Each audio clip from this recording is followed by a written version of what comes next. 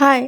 आज मी पहिल्यांदा एकटी डी-मार्टला गेले होते. सामानाची खरेदी करायची होती. घरातला काही किराणा होता जो की संपला होता.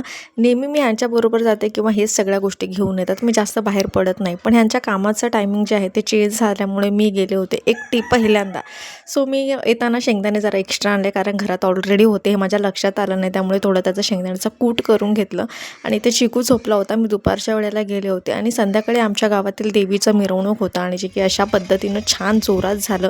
सकाळच्या वेळेला टिफिनला मी मुगाची डाळ आणि चपाती अशी केली होती आणि मुलं वगैरे सगळे शाळेत गेल्यानंतर मी छान निवांत चहा वगैरे करून पिला. आज त्यांना नाश्त्यामध्ये डाळ चपाती किंवा ऑमलेट चपाती असं मी काही न देता मी किराणा भरताना हे जे आहे ना सिरप ते आणलं होतं आणि हे त्यांना दिलं आणि मला पण खाण्याची इच्छा झाली. सो मी पण खाल्लं. वय जरी आपलं कितीही असलं तरी ना शेवटी दिल तो बच्चा है जी, थोडा कच्चा है जी. सो भेटूया पुढच्या ब्लॉगमध्ये. बाय.